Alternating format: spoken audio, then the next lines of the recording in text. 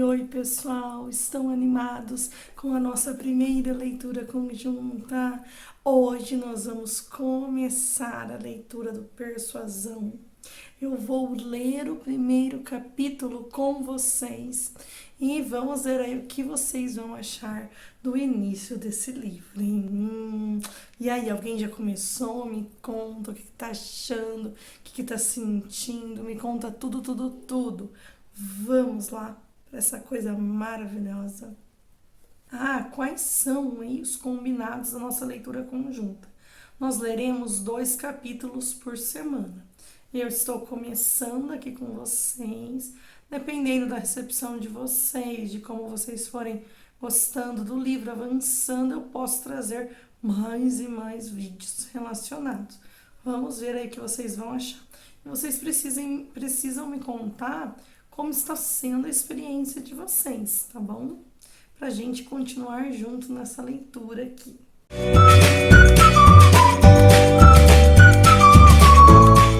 Capítulo 1. Sir Walter Elliot de Kellysh Hall, Somersetshire, era um homem que, para seu próprio deleite, não se ocupava de nenhum livro, senão o do baronato. Aí encontrava ocupação para suas horas de ócio e consolo para os momentos de tristeza. Aí sua mente se exaltava em admiração e respeito ao contemplar os poucos remanescentes dos mais remotos títulos. Aí quaisquer desgostos e preocupações domésticas convertiam-se naturalmente em compaixão e desprezo. Ao folhear as nomeações quase infinitas do último século, em que, se as outras folhas fossem insuficientes, podia ler sua própria história com um interesse sempre inesgotável.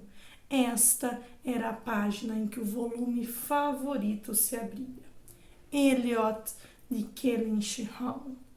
Walter Elliot, nascido a 1º de março de 1760, casado a 15 de julho com Elizabeth, filha de James Stevenson, senhor de South Park, no condado de Gloucester, de cuja dama, falecida em 1800, teve os filhos Elizabeth, nascida 1º de junho de 1785, Anne, nascida 9 de agosto de 1787, um filho natimorto a 5 de novembro de 1789, Mary, nascida 20 de novembro de 1791.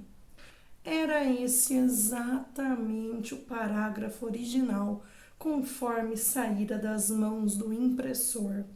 Mas Sir Walter o aperfeiçoara, acrescentando-lhe para o próprio conhecimento e o de sua família as seguintes palavras após a data de nascimento de Mary.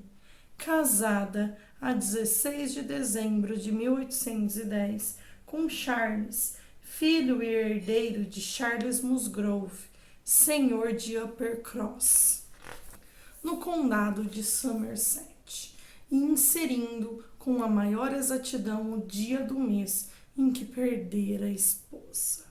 Aqui, gente, nós estamos conhecendo um pouquinho da família da Anne, que vai ser a protagonista, né?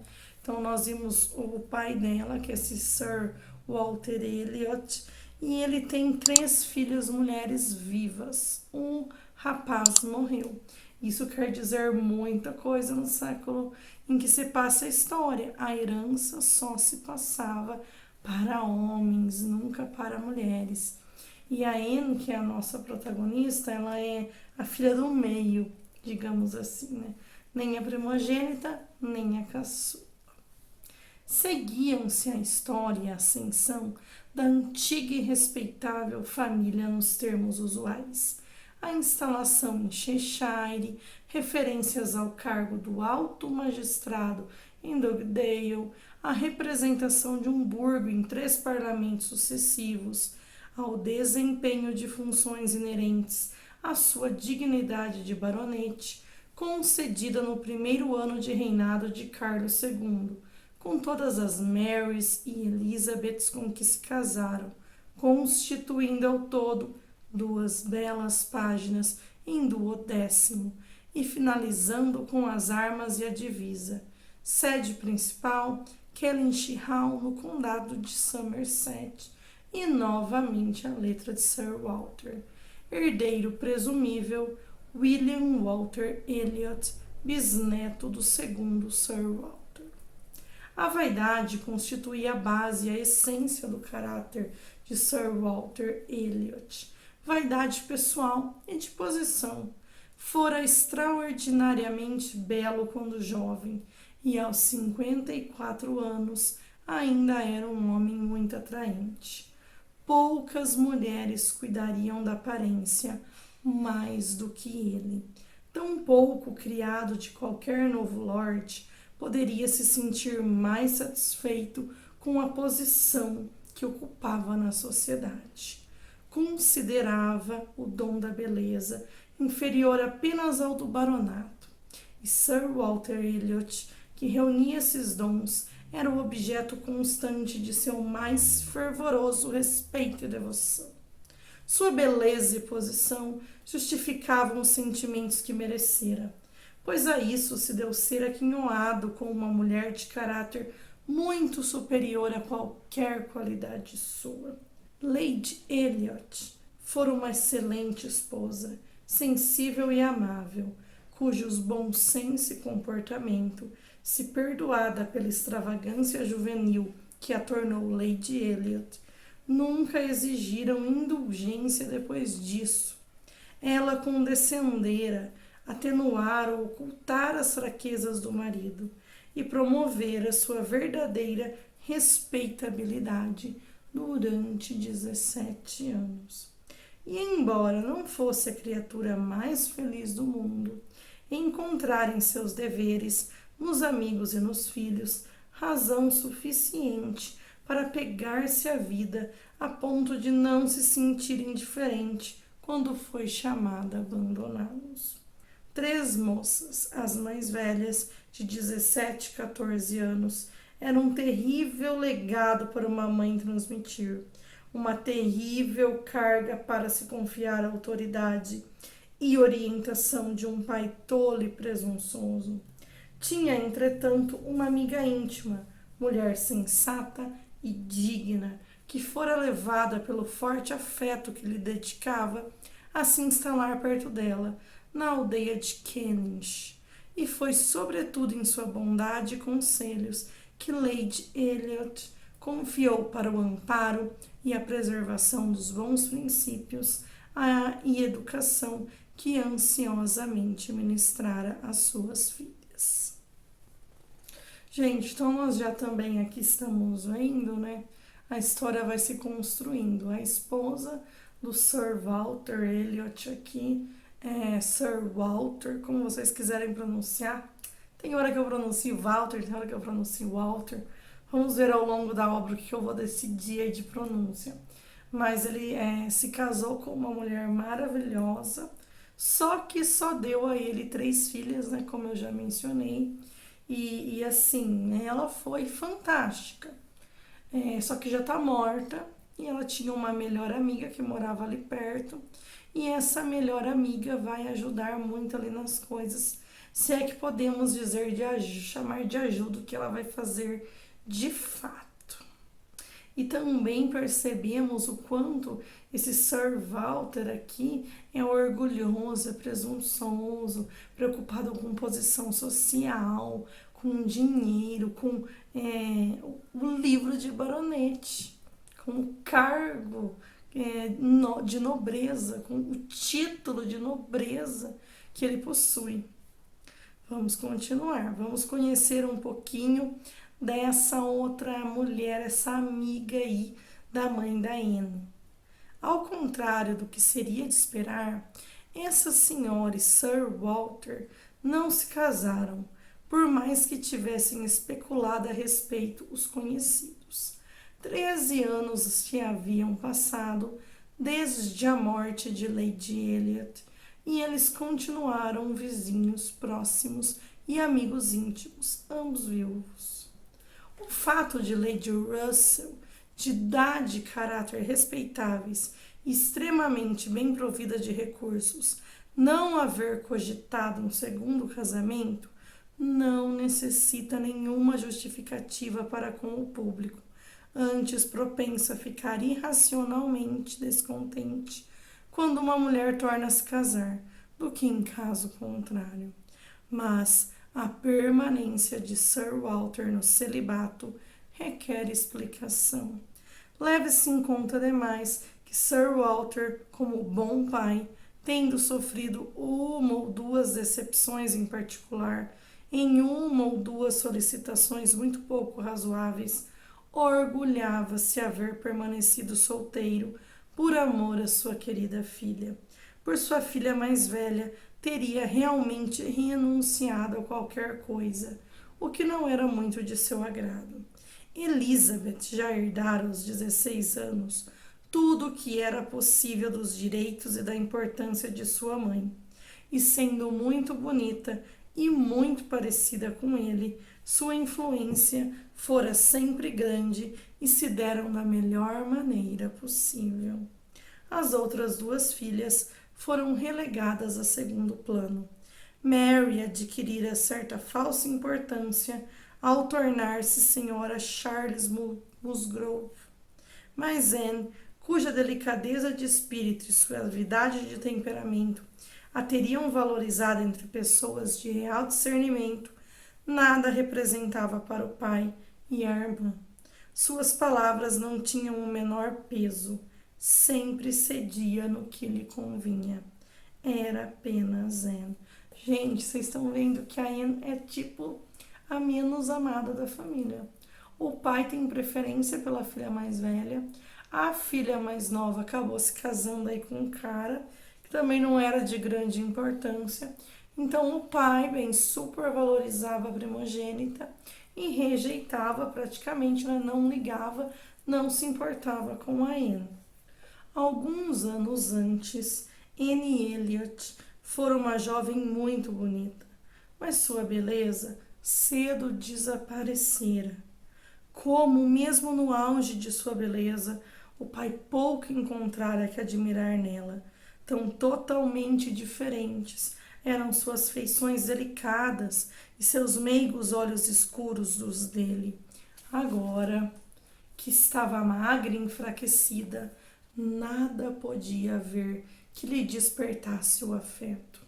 Ele nunca sentira grande esperança, e agora nenhuma, de algum dia ler o nome dela impresso em outra página de sua obra favorita.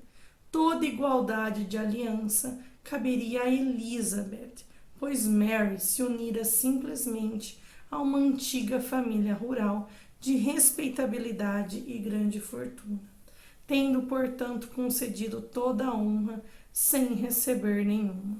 Elizabeth, mais dia menos dia, se casaria convenientemente.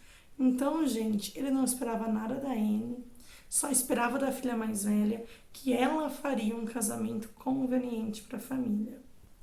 Às vezes acontece ser uma mulher mais bela aos 29 anos do que era 10 anos antes. E de modo geral, se não sofreu nenhuma enfermidade nem angústia, É um período da vida em que quase não se perdeu encanto algum. Assim se deu com Elizabeth. Continuava a mesma bela senhorita Elliot de há 13 anos.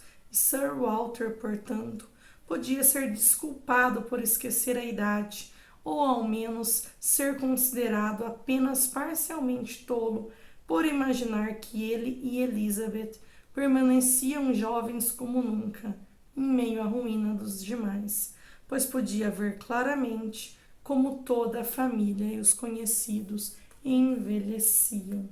O abatimento de Anne, a rudez de Mary, os rostos da vizinhança fenecendo e o rápido aumento dos pés de galinha nas têmporas de Lady Russell há muito constituíam para ele um tormento.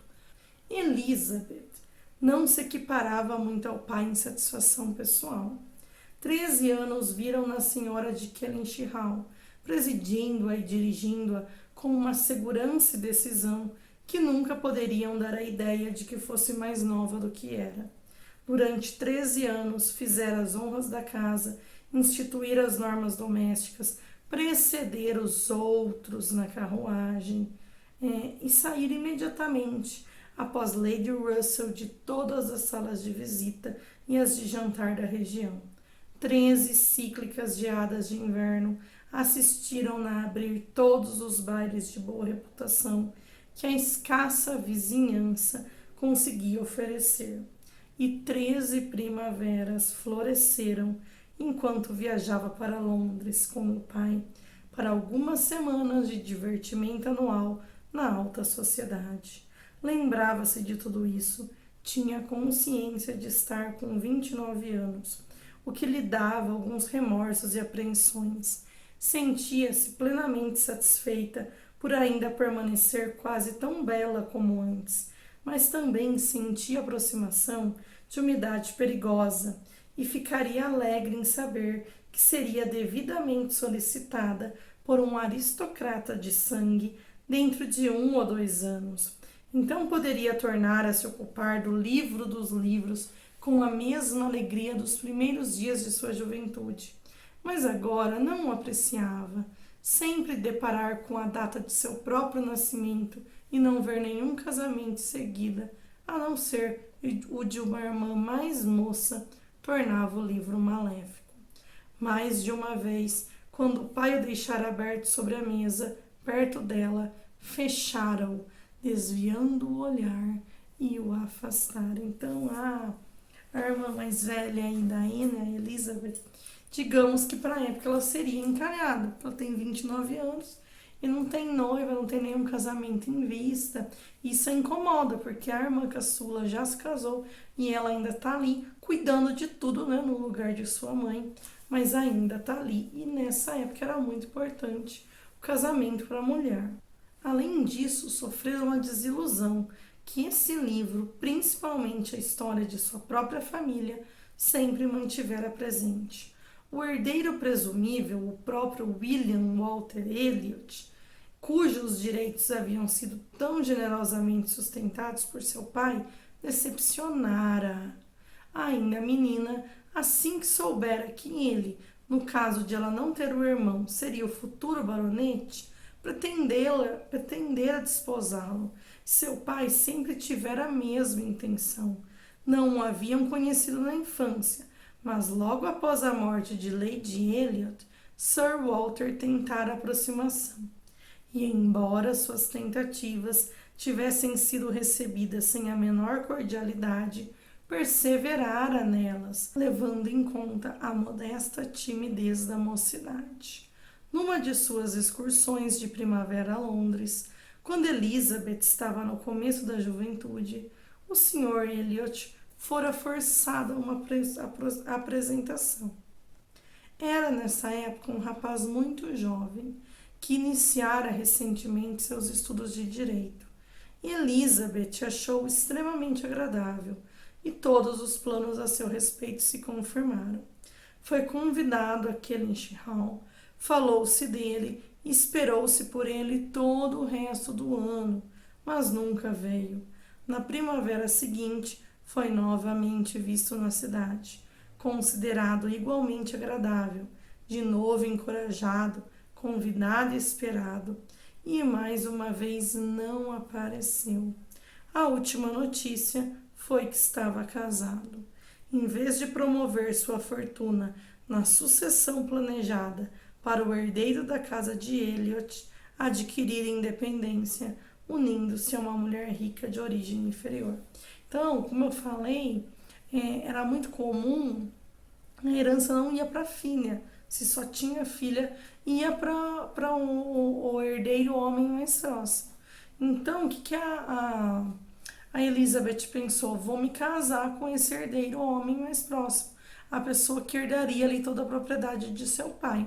Só que esse cara nem bola deu para ela, se casou com outra mulher e todos ficaram muito ofendidos, porque era de se esperar que ele se unisse a uma das irmãs para que a propriedade continuasse ali com a família dela, né? Mas não foi isso que aconteceu. Então meio que ela foi, né? Elizabeth foi humilhada. Sir Walter ofendeu-se. Como chefe de casa, achava que deveria ter sido consultado, principalmente depois de ter tão publicamente agradado ao rapaz, pois devem ter sido vistos juntos, observou, uma vez no Tattersall's e duas no saguão da Câmara dos Comuns. Sua desaprovação foi expressada, mas aparentemente muito pouco considerada. O Sr. Elliot não tentara se desculpar e mostrou-se tão desinteressado em que continuassem a mencioná-lo na família, quanto Sir Walter o considerava indigno disso. Toda a relação entre eles cessara. Esse embaraçoso episódio do Sr. Elliot ainda era, passado um espaço de 7 anos, lembrado com rancor por Elizabeth, que dele gostara pelo que era, e mais ainda por ser herdeiro de seu pai, e cujo forte orgulho de família só podia ver nele um partido conveniente para a filha mais velha de Walter Elliot.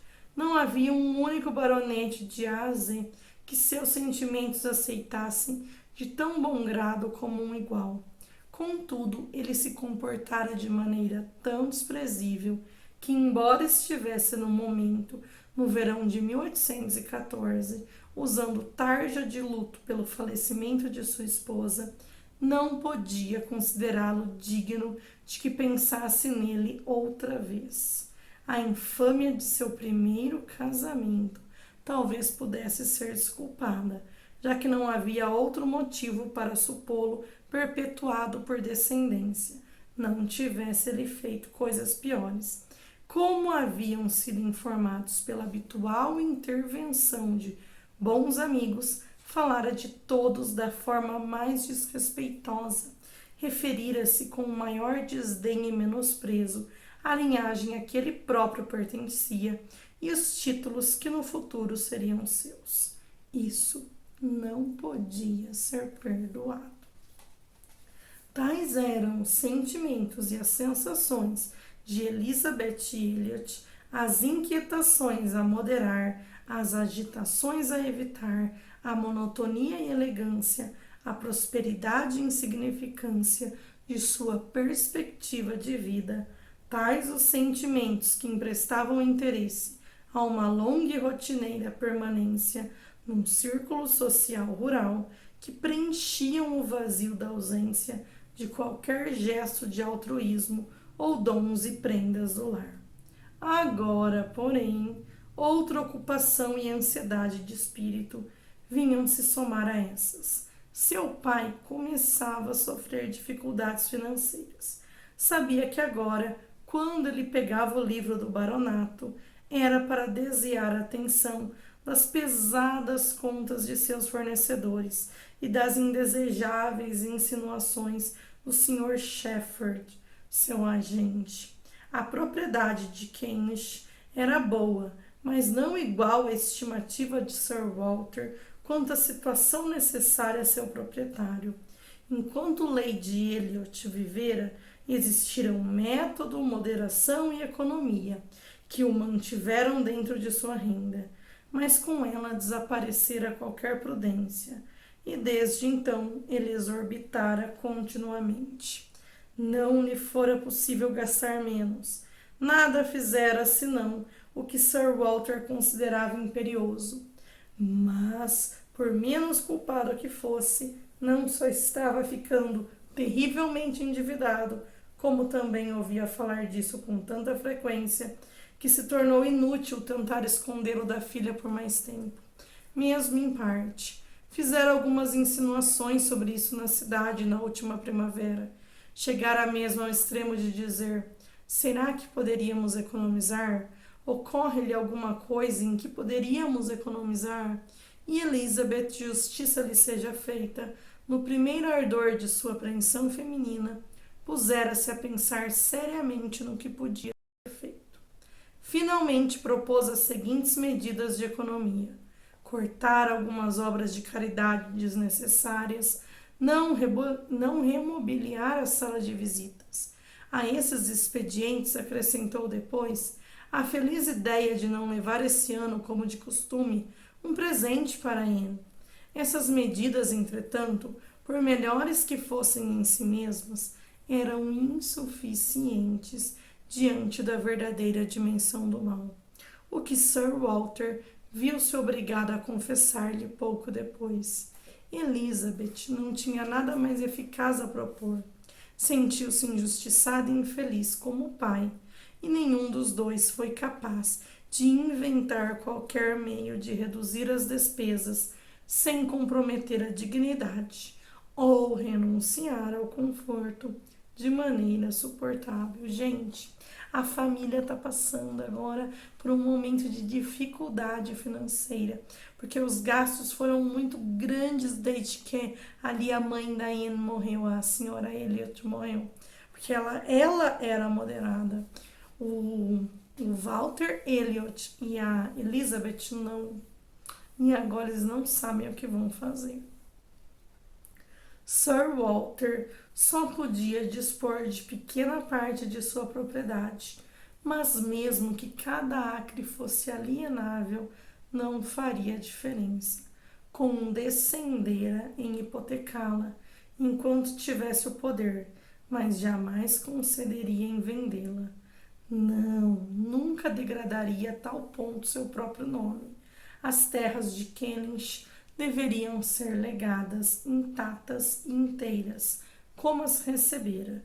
Seus dois amigos íntimos, o Sr. Shepherd, que morava numa cidade vizinha, e Lady Russell, foram chamados a aconselhá-los.